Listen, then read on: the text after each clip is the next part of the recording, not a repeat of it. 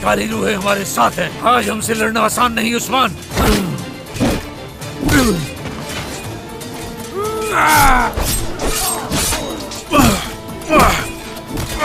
इस बार तो तुम मेरे हाथों से बच गए, लेकिन मैं फिर लौट कर आऊंगा। उस्मान, मैं तुमसे इसका बदला जरूर लूंगा। चलो साथियों, हम पीछे हट रहे हैं। और इधर आओ। मैदान छोड़ गए, आओ ना। फिर छोड़ गए। वो कारा जिला सुन, सिर्फ यहाँ है। सिपाहियों, हमले में मसरूफ होगा वो, मगर कोरकलुहान यहां पर नहीं होगा। और उसे ढूंढ कर मेरे पास लेकर आओ। और आज रात कोई नहीं सोएगा, याद रखो। हम करारगाह जा रहे हैं, बहुत कुछ बाकी है। थोड़े लेकर आओ फर्क।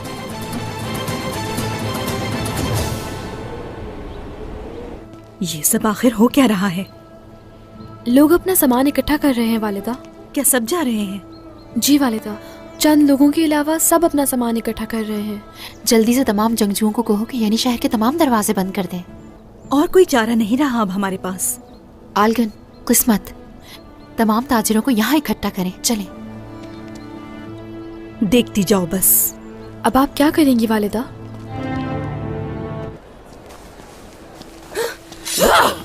पुरसुकून हो जाओ चाला खातून। इस तरह कौन करता है? अलाउद्दीन, कुछ ढूंढ रहा था जो मिल गया मुझे। तुम तो मुझे मार ही डालती।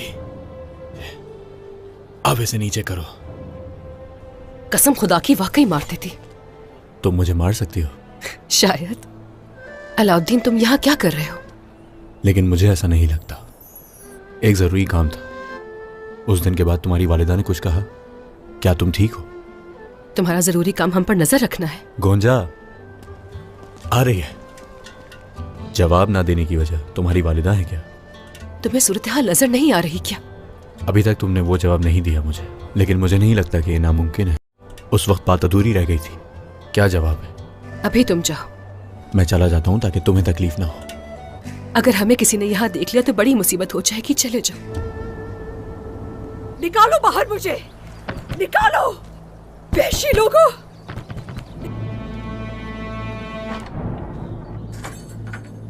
हम इन्हें वहीं ले जा रहे हैं जहां इन्हें होना चाहिए था। यहां तक पहुंच चुके हैं ना वो। उससे भी बुरा हुआ कुछ नहीं। हमला किया है ना? या मेरे खुदा, अगर तुमने मुझे नहीं छोड़ा तो तुम्हारे साथ बहुत बुरा होगा।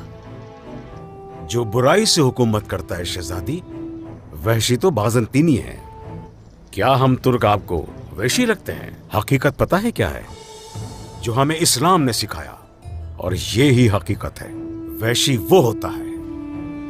ये अमन हमेशा कायम रहेगा शहजादी। एक दिन तुम इस ख्वाब से बेदार हो जाओगे। तुर्क लोग सिर्फ बुराई के लिए आए हैं, मुझे अगवा नहीं कर सकते। देखना, वो ढूंढ लेंगे मुझे। हम रवानगी के लिए तैयार हैं महेंद्र साहब। तो हम उन काफिरों से 4 हाथ आगे हैं। अगर वो लोग हमसे 1 हाथ आगे हैं, कुछ भी हो जाए, ये शादी नहीं होगी। हम जा रहे हैं। या रब्बी, या रब्बी, हमेशा हमारा रास्ता रोकने की कोशिश करता है, लेकिन हमारा ईमान है दुश्मन नई से नई साजिशें करता रहता है। अब कि तेरे बनाए मंसूबे हर किसी पर हावी हैं। फतह से हम किनार कर या रब्बी। उसकी परेशानियां भी बढ़ रही हैं उस्मान साहब। जैसे ही दरख्त की शाखें आसमान की तरफ बढ़ रही हैं। तो हमारे लिए कोई परेशानी नहीं होगी। आए हाय दरवेश अफंदी, आइए आइए दरवेश अफंदी, आइए तशरीफ रखिए, आ जाइए। बहुत शुक्रिया। जब मैंने सुना कि आपने आजाद रियासत बना ली है, मैं आपसे मिलने गई। शुक्रिया शुक्रिया शुक्रिया। ने चलाया। मुबारक हो, अल्लाह कामयाब करे। आपको खुशी हुई आजाद रियासत की, ये जानकर अच्छा लगा। खुश रहिए।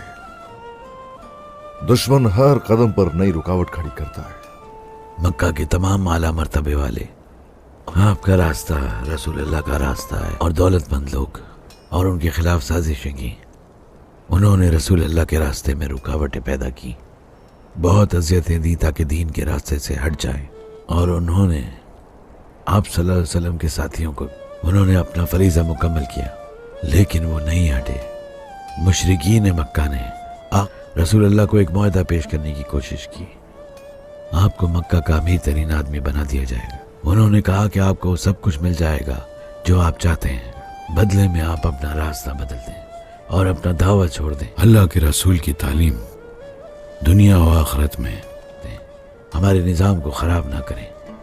दुनिया और आखिरत की खैर है। जो कुछ वो लाए हैं वो आखिरी नबी हैं। उन पर नाजिल होने वाली किताब में अगर उसे कबूल किया जाए तो दुनिया और आखिरत का खसारा है, कामयाबी है।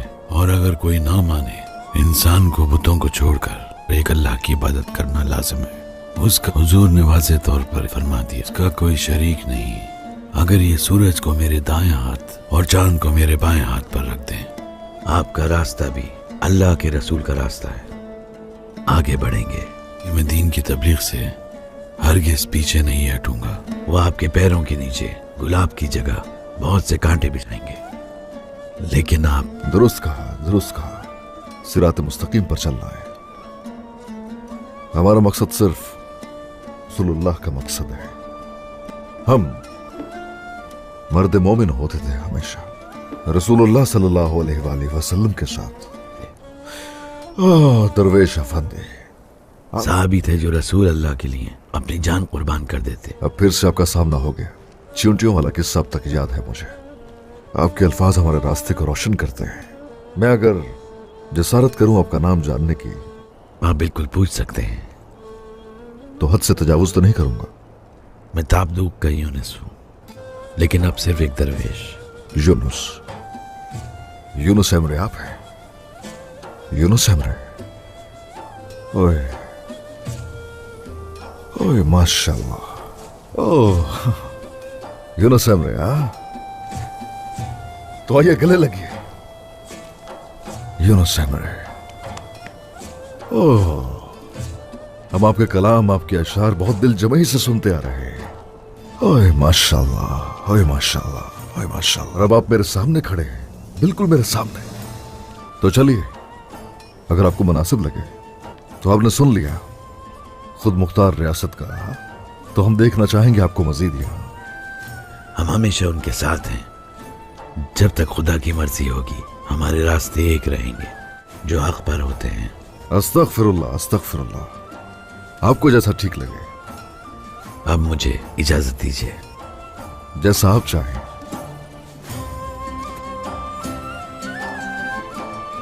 यूनुस एमरे,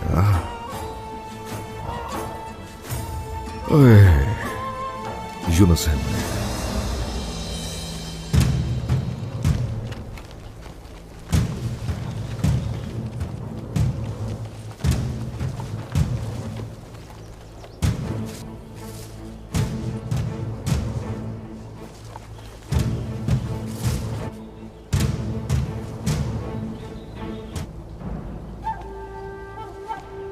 ज्यादा दूर नहीं जा सकते, पैदल गए हैं वो लोग। हर जगह तुम लोग फैल जाओ। हर सूरत में मुझे वो यहां चाहिए, जल्दी। ज्यादा देर नहीं छुप सकती तुम मुझसे। जो हुक्म शहजादे। जो हुक्म शहजादे। ढूंढ ही लूंगा तुम्हें।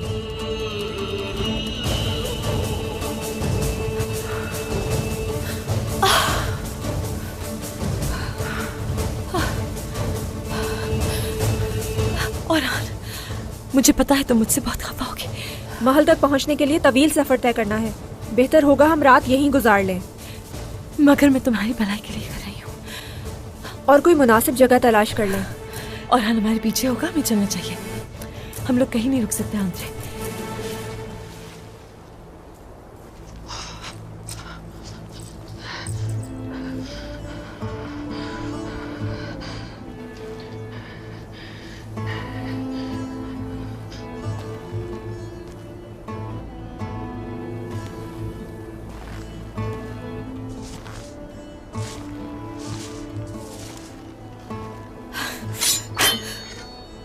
तो मारो ना, रुक क्यों गई? तुम मारना चाहती हो मुझे? तुमने हमें कैसे ढूंढा? मैं थक चुका हूं होलो फेरा। हर दफा तुम्हें समझाता हूं, हर जगह दुश्मन मौजूद है। कैसे भूल सकती हो ये बात? थक गया हूं अब मैं। अगर तुम्हें कुछ हो जाता। जबरदस्ती कैद नहीं कर सकते मुझे। तो मेरे पास तो बहुत सारे रास्ते हैं ना। एक दफा तुम खुद को देखो जरा। मेरे साथ चलो होलो फेरा। वापस नहीं जाऊंगी मैं। तुम बिला वजह आए हो औरान, अत्रानोस जा रही हो। मुझे सब्र दे यार, रुको। तुम मेरे साथ ही चलोगी, मोहब्बत है तुम्हें मुझसे, तुम्हारी आंखें बता रही हैं।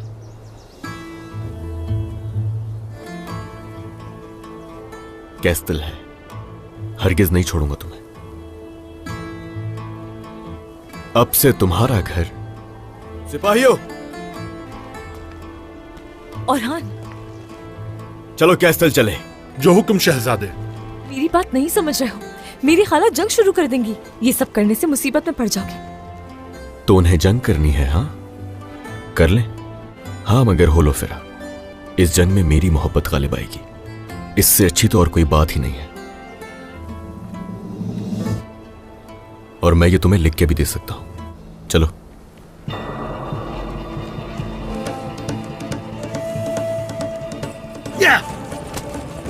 चलो सिपाहियों।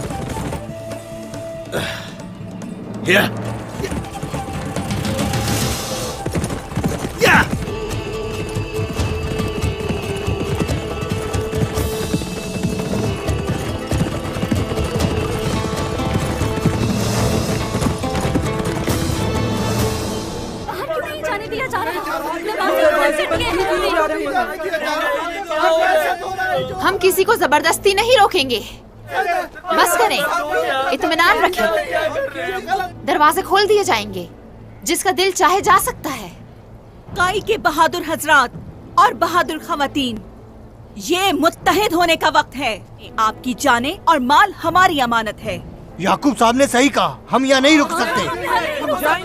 जिसने सऊद पर हमला किया, क्या वो यानी शहर पर हमला नहीं करेगा? अपनी जान बचाने के लिए जाना चाहते हैं? हम चले जाएंगे। क्या वाकई जाएंगे? सबसे पहले आप अपने आप से पूछ कर देखें, दरवाजे पर सबसे पहले हमला करने वाला। तो आप अपने बच्चों के चेहरों को कैसे देखेंगे? अगर आप चंद सिक्कों के लिए अपने मकसद से हट जाएंगे तो वो होता है जिसके पास सबसे ज्यादा सिक्के होते हैं। सलीम आगा, आपने अपना सामान इकट्ठा क्यों नहीं किया? मलहून खातून, और मैंने वादा किया था उस्मान साहब से, मैं और मेरी जान उस्मान साहब की मकरूज है और उनका साथ नहीं छोड़ूंगा। बहुत खूब सलीम आगा, अल्लाह आपसे राजी हो। बहुत खूब। आप सबका क्या ख्याल है? और मरहूम अर्तुगरुल गाजी से वफादारी के मरहून मिन्नत नहीं? क्या आप उस्मान साहब, फिर आप सब क्यों भटक रहे हैं? दुश्मनों के लिए दरवाजे खुले हैं, दोस्तों की जगह यहाँ है। सिपाहियों, दरवाजे खोल दें। खातून, होलोफिरा की खाला की तरफ से कोई खबर आई? नहीं, होलोफिरा आज बाजार में भी नजर नहीं आई। पता लगाना होगा हमें, उसे तना नहीं छोड़ सकते। आप ठीक कह रही हैं। अस्सलाम वालेकुम नाजरीन। सलाहुद्दीन अयूबी के पहले एपिसोड में हम देखते हैं कि एक शख्स बड़ा सा नक्शा खोलता है तो इतने में उसे एक आवाज़ आती है कि मेरे बेटे, ये कहानी तुम्हारे आबाओ अजदाद की है, जिन्होंने आसमान से नाजल होने वाले हुक्म के मुताबिक बरे-आज़मों की कमान को संभाला था। ये किस्सा मक्का से शुरू हुआ था, जहाँ पर पहला हुक्म नाजिल हुआ और फिर लोगों के दिलों से होते हुए हिंदुस्तान से लेकर इंदलस तक और फिर अनातोलिया से लेकर मुक़द्दस शहर कुद्स तक और फिर हलाल की रोशनी लोगों के दिलों में और शहरों में फैल गई। और फिर एक दिन हलाल की सरहदें सलीब के दिल के करीब आ गईं। बाज़ंतीनी सरजमीन के शहनशाह फ्रैंक के पोप ने एक मुसलमान से मदद मांगी। दूसरी जानब फ़ोरेंसा किले में लोग कामकाज में मसरूफ़ होते हैं। इतनी देर में आवाज़ मज़ीद गूंजती है। पोप और बंदे ने तमाम को पैगाम भेजा। देखते ही देखते ईसाई ममालिक सब खड़े हो गए और हर वो बंदा जो तलवार चला सकता था वो पोप की दावत में शामिल हुआ। मुसलमानों ने कामयाबी के साथ ईसा अलैहिस्सलाम के शहर कुद्स पर कब्ज़ा जमा लिया और दूसरी जानब हम देखते हैं कि सलीबी सिपाही आगे की जानब बढ़ रहे होते हैं। इसके बाद वो कहानी को मज़ीद आगे बढ़ाते हुए कहता है कि देखते ही देखते वो फ़ौज कुद्स के बिल्कुल करीब आ चुकी थी और हम उनके कमांडर को देखते हैं कि जो अपनी फ़ौज के साथ हम कलाम होने जा रहा था। वो कमांडर कहता है कि अगर हमने मुसलमानों को ना रोका तो जल्द ही वो ईसाई मुल्कों पर हुकूमत जमा लेंगे। फिर वो कहता है कि आसमान पर अपने बाप की मोहब्बत के लिए और फिर ईसा और अहले मोहब्बत की मोहब्बत के लिए कुद्स के शहर को वापस हासिल करना ये हर ईसाई का फ़र्ज़ है, और जो भी इस जंग में शरीक होगा और कुद्स को वापस अपनाएगा उसके तमाम गुनाह माफ़ कर दिए जाएंगे और उसे जन्नत अता की जाएगी। इतनी देर में वो कहता है कि कुद्स हमारा हो के रहेगा, ये खुदा की मर्ज़ी है। देखते ही देखते तमाम सिपाही अपनी तलवारों को बुलंद करते हुए कहते हैं, ये खुदा की मर्ज़ी है, ये खुदा की मर्ज़ी है। दूसरे सीन के अंदर हम देखते हैं कि सलीबी सिपाही मुसलमानों पर हमलावर हो जाते हैं। वो बुज़ुर्गों को, बच्चों को, ख़वातीन को जुल्म का निशाना बनाते हैं और वो ख़वातीन जो अपने बच्चों को गोद में उठाकर भाग रही होती हैं वो भी नहीं बचती, वो भी इस जुल्म की भेंट चढ़ जाती हैं। एक मुसलमान वहाँ पर खड़े होकर कहता है कि सलेबियों ने मुसलमानों पर हमला किया और मुसलमानों की सरजमीन को नापाक किया, और ये कहते ही मुसलमानों के ख़िलाफ़ सलीबी जंगें शुरू हो गईं। इसके साथ ही हम देखते हैं कि एक सलीबी सिपाही एक कमरे के अंदर मुसलमान औरतों, बच्चों और बुज़ुर्गों को बंद करके उस कमरे में आग लगा देता है। आवाज़ मज़ीद गूंजती है, उन्होंने कुद्स और अनातोलिया में मुसलमानों का कत्लेआम किया। उन्होंने औरतों और बच्चों को यकसां कत्ल किया। उन्होंने अल्लाह के घरों को, मस्जिदों को तबाह व बर्बाद कर दिया।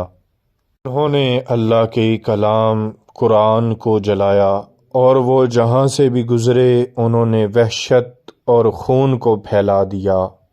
करते ही करते वो कुद्स के करीब पहुँच गए और ए बेटे, हमने कुद्स को अमन का शहर करार दिया, लेकिन उन्होंने डर और खौफ पैदा किया। हमने उस शहर की हुर्मत का एहतराम किया, लेकिन उन्होंने उस शहर के अंदर खून की नदियां बहा दीं। जुल्म की दास्तान रकम करने के बाद सलीबी सिपाही वहां रखे हुए सामान को भी आग की नज़र कर देते हैं। इसके बाद हम महल के अंदर एक मंज़र को देखते हैं जहां पर सुल्तान नूरुद्दीन जंगी इस दास्तान को लिख रहे होते हैं। ए बेटे, आपको मालूम होना चाहिए कि कुद्स एक शहर नहीं बल्कि ये एक मकसद है। जब तक कुद्स पर जालिमों की हुकूमत रहेगी, मुसलमान तब तक खौफ और गम के साए में जीते रहेंगे। इस्लाम को आलिम के अंदर लाने वाले और बातिल और कुफ्र को निकाल कर फेंकने वाले मर्दे मुजाहिद का इंतज़ार है। ए बेटे, ये आपको आपके वालिद नूरुद्दीन जंगी की तरफ से नसीहत और पैगाम है, और ये पहली वही के बाद जो हमारे आबाओ अजदाद ने काम शुरू किया था, ये उसी काम की बुनियाद आपकी तरफ कर रहा हूँ। और ए बेटे, जब तक तुम इस कहानी की हिफाजत करोगे, ये कहानी बढ़ती ही चली जाएगी, ये कभी भी ख़त्म नहीं होगी। इतनी देर में एक खादिमा इजाज़त लेकर उनके कमरे में आती है और वो आके कहती है, सुल्तान नूरुद्दीन जंगी वो बहुत तकलीफ़ में हैं। ये सुनकर नूरुद्दीन जंगी इंतहाई परेशानी का शिकार होते हैं। दूसरी जानब नजमुद्दीन अय्यूब अपने सिपाहियों के साथ जंगी ज़मीनों की तरफ आ रहे होते हैं। काफ़िले के अंदर उनकी हामला खातून होती है जो कि बहुत ही तकलीफ़ में होती है। ये देखकर नजमुद्दीन का बेटा कहता है, बाबा हम क्यों जा रहे हैं? चलिए हम वापस अपने वतन चलते हैं, मैं बहुत ज़्यादा डरा हुआ हूँ। ये सुनकर नजमुद्दीन कहता है, तेहरान शाह तुम परेशान ना हो, डरो ना, तुम्हें अपने भाई शहनशाह के लिए बहादुर बनना पड़ेगा।